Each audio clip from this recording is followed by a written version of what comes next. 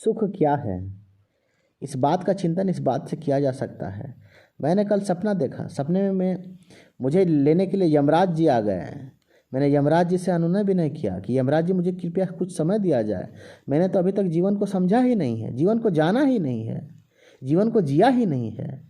यमराज ने मुझे समय देना नहीं चाहा। बहुत मुश्किल से अनुनय विनय करने के बाद 5 मिनट का समय दिया। 5 मिनट का समय में मैंने उसे 5 चिंतन में बांटा, 5 मिनट में बांटा। अंतिम 1 मिनट में जो है कि मैंने कहा कि 1 मिनट में ईश्वर को याद करूंगा, और 4 मिनट में सोचता रह गया कि क्या याद करूं क्या नहीं याद करूं, किस चीज़ को याद करने से मुझे ज़्यादा खुशी मिलेगी। वो 4 मिनट भी मैं जीवन के बारे में सोचता रहा कि क्या करना चाहिए क्या नहीं करना चाहिए। अंतिम 5वां मिनट भी ख़त्म हो गया।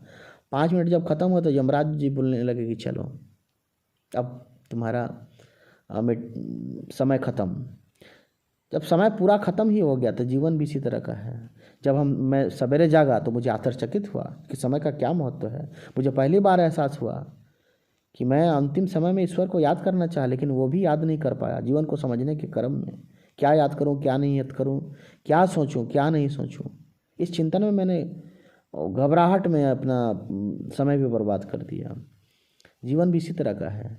हम जीवन में क्या करें क्या नहीं करें, कैसे करना चाहिए क्या नहीं करना चाहिए, जीवन को कैसे सार्थक बनाया जाए, इस उंधेड़े बुन में हम लोग फंसे रहते हैं। विचारों की श्रृंखला में हम इस तरह का उलझे हुए रहते हैं और जीवन गुजर जाता है। मुझे एहसास होता है सबसे इम्पोर्टेंट जीवन में है और वह है समय। समय बहुत ही इम्पोर्टेंट है। समय का सदुपयोग हमें करना होगा। हमें ये सोचना होगा कि जीवन को बेहतर बनाने के लिए सबसे महत्वपूर्ण हथियारबद्ध चीज़ हमारा है तो वो है समय। समय का सदुपयोग करना चाहिए। समय का सदुपयोग हम लोग को करना ही करना होगा, क्योंकि अगर कोई मूल्यवान चीज़ है, कोई धनवान चीज़ है तो वो सबसे बड़ा है समय। बहुत ही कीमती चीज़ है। जीवन में एहसास होता है कि सुख क्या है। सुख आनंद है।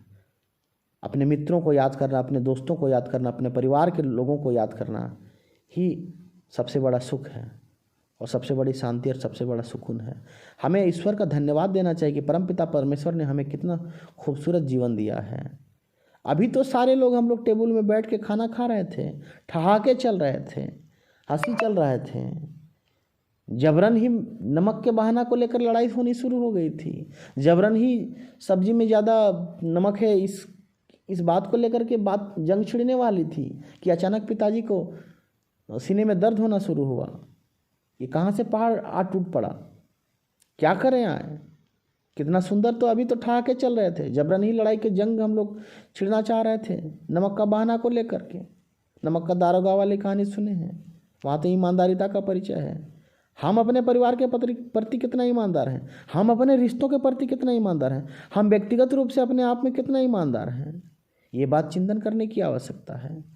प्रेम हर जगह पर है, हर जगह पर खुशी है। परमपिता परमेश्वर ने हर जगह हमें खुशी और शुभकामनाएं दे रखी हैं। हर जगह उसकी कृपा दृष्टि है। हर जगह हमें एक अमूल्य उपहार है दिया गया है। हम ईश्वर के कृपा और आशीर्वाद से इस तरह से घिरे हुए हैं जिस तरह से हवा हमें घेरती है चारों तरफ से। हमें बस उस चीज़ का एहसास ही नहीं होता है। बाबा जी अभी ठीक हो गए, अब तो आनंद आ गया। बाबा जी हॉस्पिटल से होकर भी आ गए, आनंद आ गया, सबसे बड़ा कृपा दृष्टि हुआ। हॉस्पिटल के केबिन में जब थे तो लग रहा था कि कितना खुश थे हम, और अचानक सा इस तरह का दुखों का पहाड़ टूट पड़ा। इसी तरह का जीवन में जब तक दुख नहीं आता है तो सुख और खुशी का एहसास नहीं होता है। तो एहसास करने के लिए हम दुख का इंतज़ार क्यों करें। हमें ये सोचना होगा कि परमपिता परमेश्वर की कृपा से हर जगह चारों ओर खुशी और आनंद है। अपने परिवार को याद करना, अपने मित्रों को याद करना, गुरुओं को याद करना, सखा को याद करना, बड़ों को याद करना, छोटों को स्नेह देना, बड़ों को सम्मान देना, यही तो सबसे बड़ा प्रेम है, यही तो सबसे बड़ा खुशी है, यही तो सबसे बड़ा सुख है जिसे हम अनुभव नहीं करते हैं, लेकिन अनुभव करने की आवश्यकता है। अपने जीवन को सार्थक बनाने के लिए अपने आसपास के परमपिता परमेश्वर की कृपा जो चारों तरफ से हमें एक वातावरण के जैसा ओढ़े हुए है, उसका धन्यवाद ज्ञापन करना होगा। उसे चिंतन करना होगा, उसे एहसास करना होगा कि हर तरह से ईश्वर ने हमारे लिए कितना खुशनुमा माहौल बनाया है, जिसके लिए हम इस पृथ्वी पर आराम से जीवन यापन कर रहे हैं, आराम से अपने जीवन को बिता रहे हैं। हम जबरन ही लड़ाई करते हैं, हम जबरन ही ईर्ष्या करते हैं, क्रोध करते हैं, गुस्सा करते हैं और अपने जीवन को आनंद से बेघर कर देते हैं। हमें ईश्वर का ध्यान रखना होगा, ईश्वर को ध्यान लगा के, ईश्वर को ध्यान लगाने से सबसे अच्छी बात है, ईश्वर को ध्यान लगाने से हमारा मन फालतू और बेकार की चीज़ों में, विकार में नहीं उलझता। हमारा मन और कर्म और वचन लक्ष्य की ओर अग्रसित करता है। हम अपने टारगेट फिक्स करते हैं जीवन को सार्थक करने के लिए, अपने लक्ष्य को फिक्स करते हैं कि जीवन को किस तरह से बेहतर बनाया जाए। हम अपने चिंतन मनन के साथ आगे बढ़ते हैं, कर्म करते हैं, ईमानदारी के साथ आगे बढ़ते हैं। हम किसी क्रोध में नहीं उलझते हैं, हम किसी ईर्ष्या और द्वेष में नहीं फंसते हैं, हम किसी लोभ में भी नहीं फंसते हैं, क्योंकि ईश्वर की ओर हम अग्रसर हैं, ईश्वर के ध्यान में हैं। वे हमें संभाले रहते हैं, बुरे विकारों से हमें बचाते हैं, हमें कर्म की ओर अग्रसारित करते हैं, हमें आगे बढ़ाते हैं, हमारे अंदर ओज और उत्साह भरते हैं। हम नए उत्साह और निराशा को लात मारते हुए हम आगे बढ़ते हैं।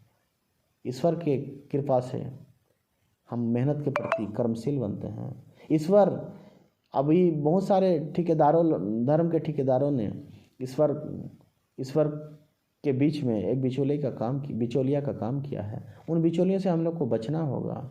हमें सीधा सीधी ईश्वर से संबंध जोड़ना होगा। हमें ये सोचना होगा कि हम जो भी कर्म करते हैं, जो भी कार्य करते हैं, कहीं ना कहीं प्रकृति हमें उस कार्य को संतुलन बना करके आगे बढ़ाने में मदद करती है। इस व्यवस्था के तहत, जिस तरह से एक व्यवस्था बनी हुई ऊर्जा संरक्षण के सिद्धांत के अनुसार, कि सौरमंडल जिस तरह से अंतरिक्ष में, सौरमंडल में जिस तरह से ये 9 ग्रह उपग्रह, ये कई अपने अपने जगह पर संतुलन है। कोई ना कोई अद्वितीय शक्ति है जो हमें बांधे रखती है, सौरमंडल को बांधे हुए है। वही तो हमें संभालता है, वही तो हमें बचाता है, वही तो हमें विकारों और संकटों से घिरे रहने के बावजूद भी हमें उबारता है। संकट हमें इसलिए देता है ताकि हम और ज़्यादा मजबूत हो सकें, परिस्थितियों से हम लड़ सकें, हमारे अंदर ऊर्जा आ सके, हमारे अंदर उत्साह आ सके, हम निराशा को लात मार सकें। ये परिस्थितियां ही इसीलिए पैदा हुई हैं ताकि हम उन परिस्थितियों से विजय प्राप्त करते हुए आगे बढ़ें। इसलिए किसी भी संकट और परिस्थितियों और किसी भी मुसीबतों से हमें डरना नहीं है। हमें नए उत्साह के साथ आगे बढ़ना है, नए ऊर्जा के साथ आगे बढ़ना है। हमारे अंदर वो ईश्वर की शक्ति है, ईश्वर के हम संतान हैं, हमारी पूरी समझ है। और साथ ही साथ ईश्वर हमें कहीं ना कहीं से करेक्टर करने के लिए, एक्टिंग करने के लिए और अपने कार्य को बलशालिता के साथ करने के लिए कहीं ना कहीं वो हमें अंदर से मजबूत बनाता है। इस बात को ध्यान में रखकर एक दूसरे से प्रेम करें, बड़ों छोटों का आदर करें, सम्मान करें, स्नेह के साथ आगे बढ़ें, प्रेम के साथ आगे बढ़ें। अपने आसपास के वातावरण, अपने माता पिता, अपने घर के रिश्ते नातों सभी को अनुकरण करते हुए, प्रेरणा स्रोत मानते हुए हम जीवन में आगे बढ़ें। हमें ये टारगेट फिक्स करना होगा कि मुझे इस जीवन में, इस क्षेत्र में अमुक काम करना है। कोई भी क्षेत्र है, किसी भी क्षेत्र में आप सफल होना चाहते हैं, राजनीति के क्षेत्र में, साहित्य के क्षेत्र में, लेखनी के क्षेत्र में, या सांस्कृतिक क्षेत्र में, या नौकरी के क्षेत्र में, या किसी भी क्षेत्र में जहाँ पर भी आप सफल होना चाहते हैं, वहाँ पर ईश्वर आपको मदद करेगा, बशर्ते आपको पूरी मेहनत करना होगा। कुछ लोग इसमें कहेंगे कि मेहनत ही सबसे बड़ा भगवान है। मैं उनके लिए भी सहमत हूँ कि हाँ, मेहनत ही ईश्वर है, ईश्वर ही मेहनत है, मेहनत ही ईश्वर है। ये दोनों अपने आप में पर्यायवाची शब्द हैं। आप मेहनत करते हैं, इसका मतलब आप ईश्वर का अनुकरण करते हैं, आप ईश्वर के प्रति जागृत हैं, ईश्वर को पाना चाहते हैं, इसका मतलब आप मेहनत करते हैं। क्योंकि ईश्वर जो मेहनत करता है उसी का साथ देता है। मेहनत ही अपने आप में ईश्वर है। इसलिए मेहनत करें, प्रकृति का संतुलन में आगे बढ़ें, एक दूसरे से प्रेम करें, आनंद के साथ रहें, आनंद के साथ जिएं। परमपिता परमेश्वर ने जो हमें माहौल दिया है, जो हमें खुशियाँ दी हैं, जो हमारे ऊपर कृपा बरसाया है, उस कृपा का आनंद के साथ अनुभव करते हुए, खुशी और सुख का एहसास करते हुए हम अपने जीवन में लक्ष्य को प्राप्त करें, आगे बढ़ें और जीवन को सार्थक करें।